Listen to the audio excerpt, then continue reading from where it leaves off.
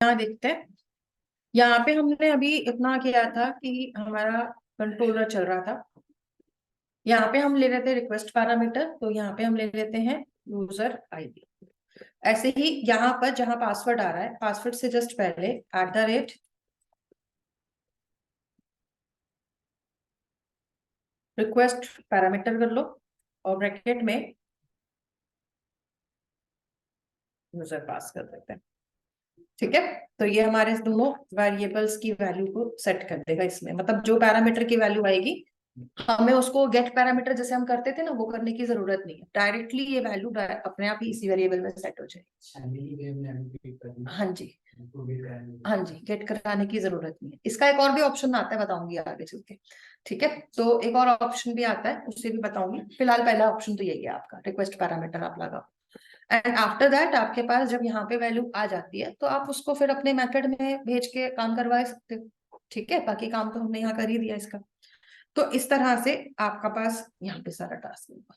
आया समझ में? इसलिए पहले मैंने मेथड बनाया था, बाद में बता रही हूँ कि इसमें ऐड क्या करना है एनोटेशंस के लिए। ठीक है, तो अब इतना काम जब हो गया, तो let's come to this programme.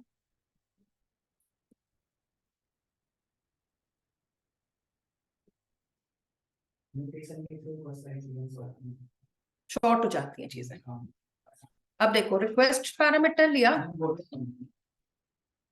Request parameter लिया। अब यहाँ पे क्या करते हैं, यूजर आईडी ले लेते हैं। ठीक है, अब यूजर आईडी हम कहाँ से लेंगे? जो हमारे पास डेटाबेस था ना, इसी में से देख लेते हैं। तो हम एक काम करते हैं ना, यहाँ से ले लेते हैं AXX102। पासवर्ड तो मैंने सबका इसीलिए सेम रखा था, तो 12345 डाल देते हैं। लॉग इन करते हैं। क्या एरर दिखा रहा है? क्वेरी एक्सटेंशन में कह रहा है legacy style query parameters question mark no longer supported, use JPS style. Okay, actually ये नंबर्ड पैरामीटर्स यूज करने के लिए कह रहा है कि ये भाई हमारा ना सपोर्ट हट गया है। जो क्वेश्चन मार्क वाला क्वेरी चलता था ना पहले, वो कह रहा है कि क्वेश्चन मार्क वाला क्वेरी जी अब हटा दिया इन्होंने, क्योंकि अभी ना काफी चेंजेस जैसे आए थे इसी वजह से। तो अभी ये कह रहा है कि आप लोग क्या करें। देखो, लीगेसी स्टाइल क्वेरी पैरामीटर, इसने अपने आप ही सॉल्यूशन बता दिया आपको। वो कह रहा है legacy style query parameter question mark are no longer supported, use JPA style ordinal parameter, जिसके अंदर आपको क्या करना है, क्वेश्चन मार्क के साथ सीक्वेंस नंबर देना पड़ेगा। ठीक है, तो सीक्वेंस नंबर देना पड़ेगा, इसको यूज कर लो इसकी जगह पे। ठीक है, इससे आपकी प्रॉब्लम सॉल्व हो जाएगी। तो आपको बस क्या करना है, जहां पे आप लोग क्या बना रहे थे, डाउ बना रहे थे, डाउ के अंदर जब आप क्वेश्चन मार्क लगा रहे हो, तो इसके साथ में इस तरह से 1 2 लगा दीजिए। तो इससे आपका प्रॉब्लम सॉल्व हो जाएगा। ठीक है, तो इससे क्वेश्चन मार्क के बाद 1 या 2 लगा दीजिए, इससे प्रॉब्लम सॉल्व हो जाएगी। ठीक है, और आपका ऐड हो जाएगा। लेकिन अभी इसमें भी एक छोटा सा प्रॉब्लम आएगा। लेट्स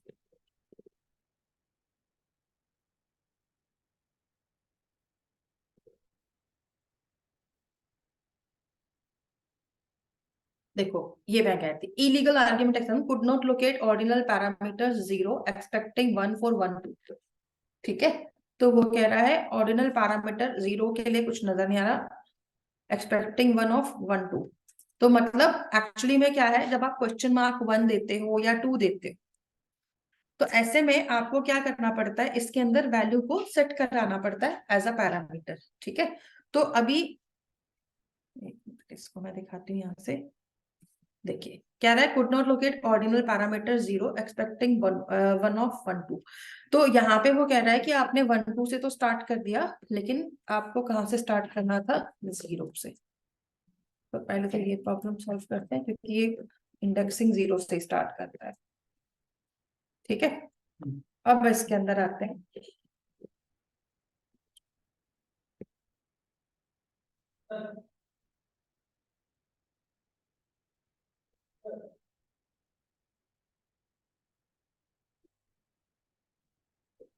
अब देखिए, यहाँ पर जब ये ऑथेंटिकेट करने गया, तो ये प्रोफाइल डॉट जीएसपी को ढूंढ रहा है, लेकिन अभी तक तो हमने प्रोफाइल डॉट जीएसपी बनाया ही नहीं ना, तो इसीलिए इसको फाइल नहीं मिला। तो मतलब हमारा बाकी काम तो सारा हो गया, बस इसको प्रोफाइल डॉट जेएसपी नहीं मिल रहा, तो यहाँ पे इसका प्रॉब्लम है।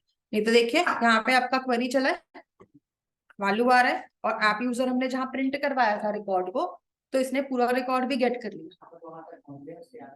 उसके आगे जो प्रोफाइल डॉट जेएसपी है वो हमने अभी बनाया ही नहीं, तो उसको कहाँ से मिलेगा। तो हम यहाँ पे ना कंट्रोल एन करके एक जेएसपी और बना देते हैं, इसका नाम रख देते हैं प्रोफाइल डॉट जेएसपी। ठीक है, क्या प्रॉब्लम आ रही है? अच्छा, नो फोल्डर स्पेसिफाइड कह रहा है।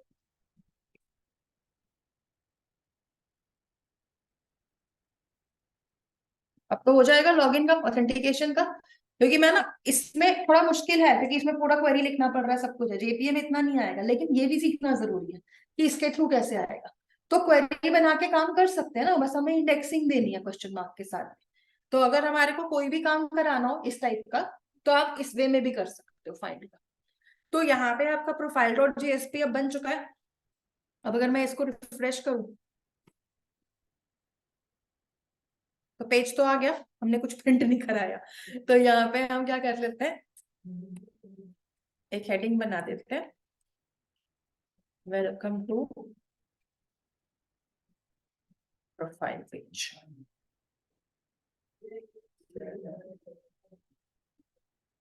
ठीक है, तो मतलब हमारा लॉगिन सक्सेसफुल हो गया, आईडी पासवर्ड जो दिया था उसके अकॉर्डिंग, और यहाँ पे अभी हमारे प्रोफाइल पेज पे भी ला रहा है। अगर मान लो मैंने पासवर्ड गलत दिया होता, वो जो रजिस्टर फेल वाला पेज था मैंने वही कॉल कर लिया था ना, रजिस्टर की जगह लॉगिन लगा देना तुम लोग, एक पेज अलग से बना देना इसका, तो फिर लॉगिन के लिए दोबारा ले जाएगा उसके अंदर। ठीक है, तो यहाँ पे हमारे पास इस तरह से सारी सेटिंग हो जाएगी। क्लियर है यहाँ तक सबको?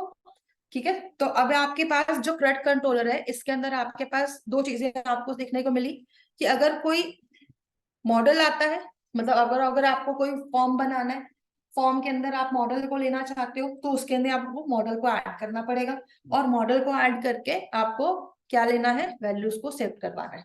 ठीक है, तो दो चीजें थी यहाँ पर, पहला मॉडल एट्रीब्यूट लगाया था, दूसरा हमने यहाँ पर क्या लिया था, फॉर्म कहाँ गया, एक मिनट के, हाँ ये लो। तो जब रजिस्ट्रेशन फॉर्म दे रहे थे तो मॉडल का ऑब्जेक्ट बनाया था, और एम डॉट एड, एम किसका ऑब्जेक्ट था, मॉडल का। तो एम में एड एट्रीब्यूट करके हमने नाम दिया था ईएमपी, और ये नाम किसको मैच कर रहा है, हमारे फॉर्म के मॉडल एट्रीब्यूट को, और उसके साथ साथ में हमने अपनी क्लास का ऑब्जेक्ट बना दिया, मतलब रेफरेंस दे दिया, जिससे कि ये डायरेक्टली, अब आपको याद है जो मैंने आपको एडवांस जावा में करवाया था बीन वाला, यूज बीन, याद है? जब हम क्या कर रहे थे, फॉर्म की वैल्यू को डायरेक्ट क्लास में ऐड करवा रहे थे बीन का यूज करके, किसमें, जेएसपी में, जब जेएसपी कॉलम यूज बीन कर रहे थे, तो उसमें वैल्यू चली जाती थी, वहां पे हम एट्रीब्यूट ऐड करते थे एस्ट्रिक वाला, की फॉर्म की वैल्यू और हमारे क्लास के नाम जो है वो सेम टू सेम होनी चाहिए।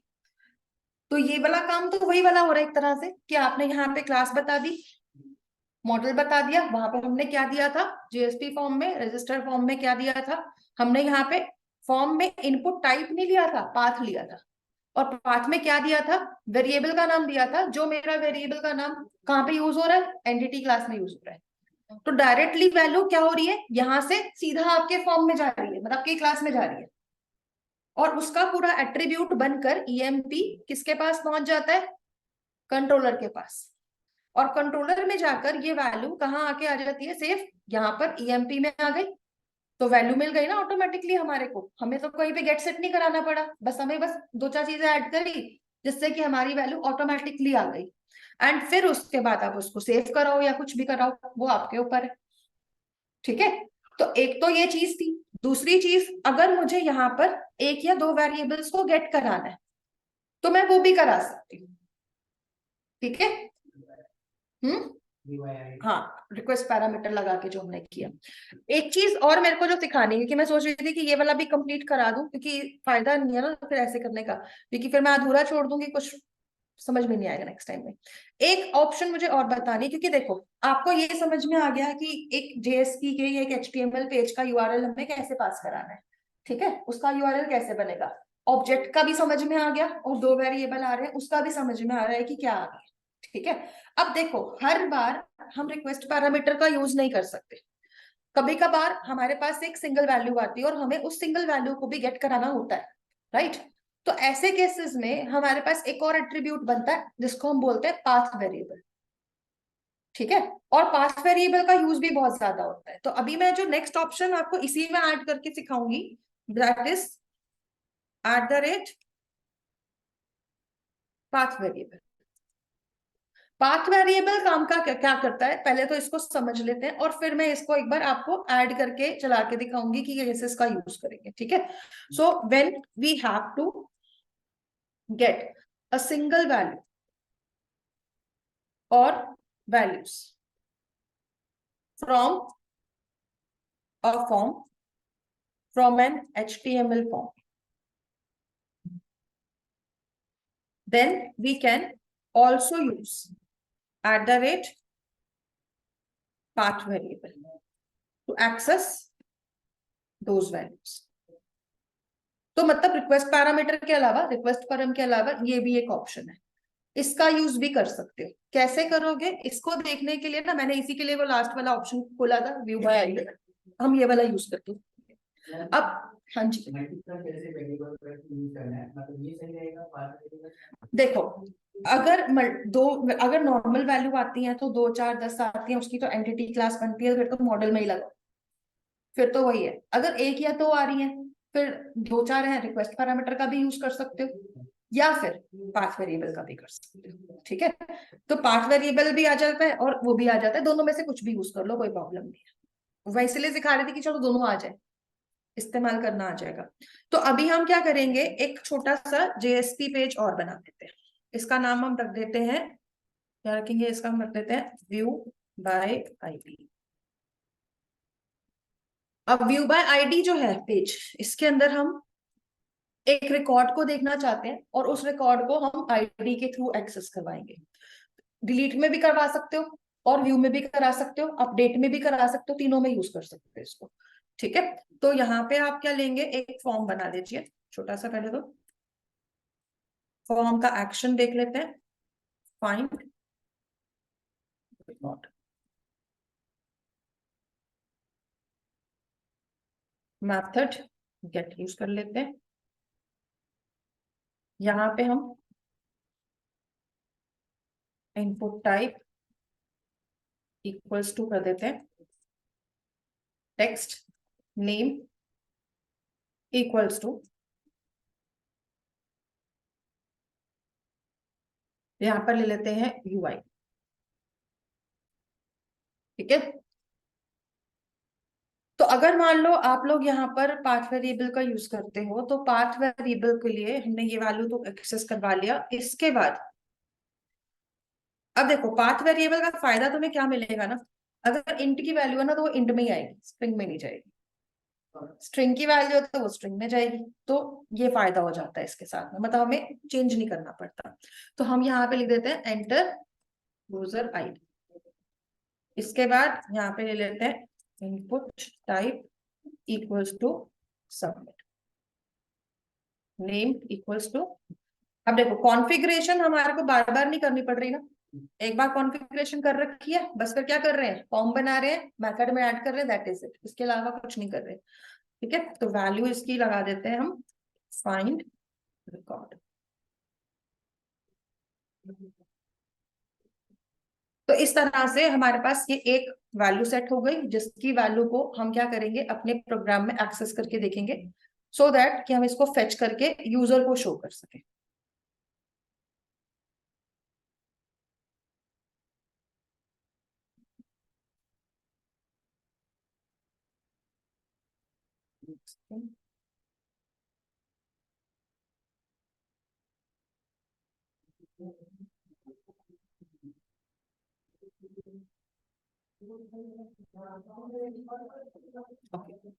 चलिए तो फिर अभी आते हैं इसी में। अब देखो हमें यहाँ पे ना 2 मेथड बनाने पड़ेंगे, एक तो इस फॉर्म को एक्सेस करने के लिए और दूसरा इस फॉर्म की वैल्यू को एक्सेस करने के लिए, मतलब before submission and after submission के लिए। तो यहाँ पे माई कंट्रोलर में आ जाते हैं। ठीक है। माई कंट्रोलर में मैं एक फॉर्म और बना देती हूँ, इसका नाम हम क्या बनाते हैं, पब्लिक स्ट्रिंग गेट व्यू।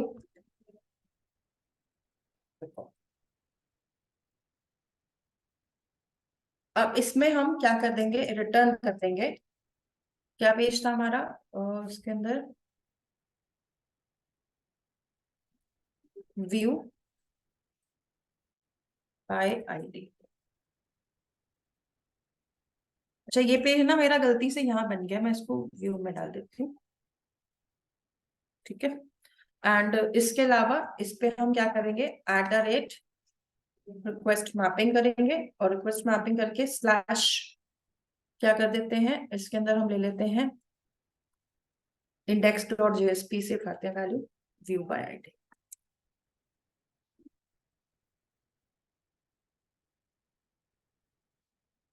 ठीक है, तो ये वैल्यू आ जाएगी आपके पास व्यू बाय आईडी। अब इसके बाद यहाँ पर आ गए, सेव कर देते हैं इसे और यहाँ पे आते हैं। ठीक है, तो रिक्वेस्ट की वैल्यू आ गई व्यू बाय आईडी, ये चली जाएगी यहाँ से। और फिर CRUD वाले में आते हैं। CRUD वाले में मैं यहाँ पर पाथ वेरिएबल वाला ऑप्शन बना देती हूँ।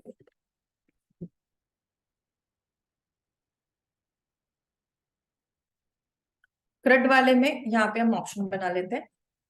तो यहाँ पे लेंगे पब्लिक वॉइड, और यहाँ पे हमारे पास क्या आएगा, गेट रिकॉर्ड। अब देखो, कोई नॉर्मल सा वेरिएबल होगा तो आप क्या करोगे भाई, इसमें वेरिएबल आएगा यूजर आईडी का, इसको गेट करोगे, और गेट करने के बाद आप यहाँ पे अपने मेथड को कॉल करोगे। जो भी मेथड आपको क्या करेगा, रिकॉर्ड फेच करके दे देगा। ठीक है, तो आपको क्या करना है, यहाँ पे एक रिकॉर्ड को फेच करना है जिससे कि आप उसे गेट करके दिखा सको। तो आपको बस यहाँ पर डॉट हम यहाँ पे एक मेथड और बना देंगे, गेट रिकॉर्ड, और इस रिकॉर्ड में हम क्या सेंड कर देंगे, यूजर आईडी। ओके, और जब ये यूजर आईडी रिटर्न होगा तो ये हमें ऐप यूजर का एक ऑब्जेक्ट दे देगा। ठीक है, और अगर हम यहाँ पे आते हैं, तो अगर रिकॉर्ड आएगा तो रिकॉर्ड को फेच भी करना है, शो भी कराना है, वो भी कराएंगे। ठीक है, तो फिलहाल तो हम क्या करते हैं, पहले तो ये मेथड बना देते हैं। तो क्रिएट मेथड, यहाँ पे आएंगे। अब ये जो मेथड बना, सबसे पहले तो ये देखना है कि रिकॉर्ड फेच कैसे होगा। तो हम यहाँ पे क्या ले लेते हैं, यहाँ पे हमारे पास हाइबरनेट टेम्पलेट का ऑब्जेक्ट बना हुआ है HT करके, डॉट हम क्या लिखेंगे यहाँ पे, गेट। ठीक है, और यहाँ पे आप इसमें मेथड को लिखा सकते हो, तो ये ले लीजिए। इसके अंदर आप क्या लेंगे, app user dot class, class का नाम, यहाँ पे आपको क्या लेना है, यूजर आईडी। लेकिन देखो प्रॉब्लम क्या है कि ये लेता है सीरियलाइजेबल की वैल्यू। सीरियलाइजेबल हमेशा इंटीजर से फेच होता है साथ में। ठीक है, चलो फिलहाल तो मैं लगा देती हूँ, क्योंकि इसके थ्रू मुझे एक चीज भी बतानी है। फिलहाल तो हम इसको ले लेते हैं। अब ये हमें रिटर्न कर देगा ऐप यूजर का ऑब्जेक्ट। ओके, और आप चाहो तो आप इसी ऐप यूजर को रिटर्न करा सकते हो। ओके, तो ये चीज हम यहाँ पे भी डाल देते हैं। तो इसके बाद CRUD कंट्रोलर में आ जाओ। यहाँ आके क्या करना है, गेट रिकॉर्ड के अंदर आपने मेथड को यूज किया, वैल्यू आ गया। अब वैल्यू आने के बाद आपको इसको कहाँ भेजना है, अगले पेज पे भेजना है। तो ऐसा अगर आप लोग यहाँ पर करवाना चाहते हो यूजर्स के साथ में, एक मिनट यार, एक चीज समझ में,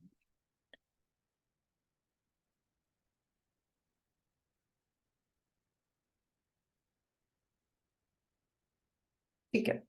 देखिए यहाँ पर आप लोगों को क्या करना है, यहाँ पे आप लोगों को इसके अंदर अगली वैल्यू को लेना है। जब आपके पास रिकॉर्ड आ जाता है तो आपको यही रिकॉर्ड आगे अगर भेजना है, तो आपको यहाँ पर अगेन क्या करना पड़ेगा, मॉडल का यूज करना पड़ेगा। ठीक है, मॉडल का यूज करेंगे तो मॉडल में हम वैल्यू को ऐड कर सकते हैं। तो हम क्या करेंगे, यहाँ पर जब इसके मेथड में जाएंगे तो कॉमा के साथ में मॉडल को लगा देंगे, इसका इंपोर्ट लगा दीजिए। और फिर जब आपके पास वैल्यू आ गई तो m.add एट्रीब्यूट करके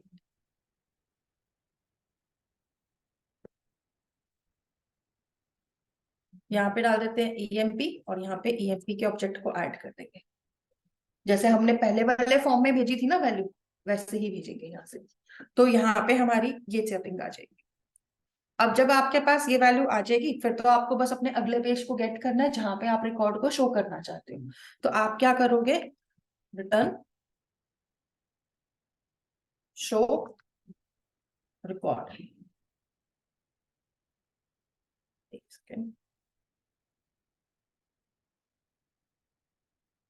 ठीक है, तो रिटर्न कर देंगे शो रिकॉर्ड। हम यहाँ पे एक पेज बना देंगे शो रिकॉर्ड के नाम पे, वहां पे हमारी वैल्यू चली जाएगी और यहाँ पे रिटर्न हो रहा है स्ट्रिंग। तो ये हमारा काम रहेगा यहाँ पे। ठीक है, तो हमारे पास वैल्यू आई, उसको हमने लिया और आगे भेज दिया, लेकिन जाने से पहले हम इसको कंप्लीट करते हैं एनोटेशंस के साथ। तो @ रिक्वेस्ट मैपिंग लगाओ। वैसे तो इसके अंदर हमने गेट का यूज किया, ठीक है, तो हम यहाँ पर डायरेक्ट ले लेते हैं इसकी वैल्यू को। तो यहाँ पे हमने क्या नाम लिया था व्यू बाय आईडी में, फाइंड रिकॉर्ड। तो मैं फ्रंट वाले में आ जाती हूँ और यहाँ पे मैपिंग इसी की लगाऊंगी। ठीक है, तो फाइंड रिकॉर्ड की मैपिंग आ गई। अब फाइंड रिकॉर्ड की मैपिंग तो आ गई, अब इसके साथ साथ में मुझे क्या चाहिए था, मुझे यहाँ पे पाथ वेरिएबल चाहिए था, क्योंकि भाई मेरे को यहाँ पे वैल्यू चाहिए होगी। तो जो भी वैल्यू आएगी अटैच होकर वो मुझे यहाँ से एक्सेस करानी है। अच्छा यार, मुझे छोटी सी ना यहाँ पे मैंने चेंज डालनी थी, क्योंकि देखो हम ले रहे हैं पाथ वेरिएबल। पाथ वेरिएबल जब यूज होता है ना, तो पाथ वेरिएबल की वैल्यू को एक्सेस मतलब सेंड करने का भी एक तरीका होता है फॉर्म से, तभी हम इसको प्रॉपरली यूज कर पाते हैं, नहीं तो फिर ये क्या करेगा, प्रॉब्लम करेगा और मतलब आपके पास वैल्यू आएगी नहीं, एरर आ जाएगी। तो होता क्या है कि जब आप लोग इसको यूज करते हो, आपको याद है एक ऑप्शन हमने किया था URL रीराइटिंग, है ना। URL रीराइटिंग में हम क्या करते थे, क्वेश्चन मार्क लगाते थे, वैल्यू लगा देते थे आगे, राइट। एक्चुअली ये उन केसेस में यूज होगा पाथ वेरिएबल, जब आप URL को क्या करवा रहे हो, रीराइट करवा रहे हो। ठीक है, एक्चुअली तो यहाँ पर तो हम पैरामीटर की तरह इसको यूज करवा रहे हैं, तो पैरामीटर में तो जाएगा नहीं, URL रीराइट में जाएगा। हाँ, ये कर सकते हो कि जो भी रिकॉर्ड आया उसको आप दिखाने के बाद जब एडिट करोगे तो उसको पाथ वेरिएबल में भेज दो। ठीक है, कोई बात नहीं, पाथ वेरिएबल मैं करा दूंगी इसमें आपको। आज नहीं होगा तो नेक्स्ट क्लास में तो हो ही जाएगा, क्योंकि फिर मैं ये क्या करूंगी ना, इसमें अपडेट का फीचर बताऊंगी तो अपडेट में पाथ वेरिएबल आ जाएगा, क्योंकि फिर उसमें मैं आईडी यूजर से नहीं लेना है, खुद से सेट करवाना है। ठीक है, जब खुद से सेट कराना होगा ना आईडी, तो हम पाथ वेरिएबल उठा लेंगे। ठीक है, तो ये चीज कर सकते हैं। तो फिलहाल के लिए ना हम क्या करते हैं, फाइंड रिकॉर्ड ले लेते हैं और यहाँ पे जो स्ट्रिंग आ रहा है इसके साथ में हम अभी भी क्या लगा रहे हैं, रिक्वेस्ट पैरामीटर, क्योंकि भाई वैल्यू फॉर्म से आ रही है ना। तो यहाँ पे आप क्या लेंगे, यूजर आईडी। तो जो आपकी वैल्यू आएगी उसको आप यूजर आईडी में उठा लेंगे। ठीक है, नहीं UID था, तो यहाँ पे हम इसको UID ले लेते हैं। और फिर इसके बाद आपका मॉडल बन जाएगा, मॉडल से वैल्यू आ जाएगी और फिर आप इसको शो रिकॉर्ड नाम के पेज में ऐड करके दिखा सकते हो। लेकिन ये वाला काम मैं नेक्स्ट क्लास में ही बताऊंगी, आज नहीं बताऊंगी। ठीक है, तो अगली क्लास में इसको हम करेंगे, लेकिन आई थिंक इतना भी काफी है बनाने के लिए, है ना। प्रैक्टिस कर लेना इसका, क्योंकि अभी देखो मेन है कॉन्फ़िगरेशन, एक बार हो गई, फिर हमारे को बस मेथड बनाना है, यूज करना है, मेथड बनाना है, यूज करना है, और कुछ नहीं करना है। एक काम आपको ये दे रही हूँ, आपको याद है मैंने आप लोगों को पेजिनेशन सिखाई थी, पेजिनेशन को यहाँ यूज करना है, हो सकती है, ट्राई करके लाना है। ठीक है, एक कर ऐप बनाना है आपको। जैसे अभी तक हम जो ये प्रोग्राम बना रहे हैं इसमें हम लोग रजिस्टर करा चुके हैं, लॉगिन चेक करा चुके हैं, व्यू रिकॉर्ड मेरा मतलब आधा 90% तो बन गया है, शो रिकॉर्ड बना देंगे तो पूरा हो जाएगा। अपडेट और डिलीट रह गया, तो आप लोगों को अपडेट और डिलीट का रिक्वेस्ट पैरामीटर के थ्रू यूज करना है। आता ही है यूज करना, समझ में आ गया। फिर उसके बाद वहां पे फंक्शन बनाना है और अपडेट डिलीट का काम करवाना है, हो जाएगा सबका। तो आप लोगों का होमवर्क ये है कि आप लोगों को इसके अंदर अपडेट एंड डिलीट का फीचर ऐड करना। तो ये मैं आपको अपने आप से करने के लिए दे रही हूँ। ठीक है, तो इसको आप लोग करिएगा। पाथ वेरिएबल का जो ऑप्शन है वो मैं आपको बताऊंगी, क्योंकि पता है कि एक्चुअली वो मेरे को भी याद नहीं रहा कि वो चीज आपकी उसके साथ आती है URL रीराइट जब होता है, तो उस केस में हम पाथ वेरिएबल का यूज कर लेते हैं, फिर उसमें रिक्वेस्ट पैरामीटर नहीं आएगा। तो वो वाला ऑप्शन फिर मैं आपको पूरा ही बताऊंगी इसी में ही। ठीक है, उसी में हो जाएगा, हाँ उसी में ही आएगा, वो पैरामीटर में नहीं जाएगा। रिक्वेस्ट पैरामीटर से भी तो काम हो ही रहा है ना। हाँ, उससे भी हो रहा है, मतलब थोड़ी सी कोडिंग का ना वो ज्यादा रिड्यूस हो जाएगी। कोई बात नहीं, वो भी डोंट वरी, मैं करवाऊंगी जरूर, उसको छोड़ूंगी तो नहीं। तो अगली क्लास जो होगी उसमें कंटिन्यू करेंगे, ठीक है। और देखूंगी अगर मैं आप लोगों की एक एक्स्ट्रा क्लास रख पाई तो मैं आप लोगों की थर्सडे या फ्राइडे को एक एक्स्ट्रा क्लास रख दूंगी, शाम को ही रखूंगी 5 बजे के करीब, ठीक है। तो मैं आपको बता दूंगी, जिस भी दिन होनी होगी उससे एक दिन पहले ही बता दूंगी आपको, ठीक है। कोई प्रॉब्लम तो नहीं है किसी को? ओके, ऑनलाइन क्लास रखूंगी, टोटली ऑफलाइन नहीं लूंगी। सैटरडे संडे आपकी ऑफलाइन ऑनलाइन दोनों रहेगी। ओके जी, bye for today everyone, then next class में मिलते हैं।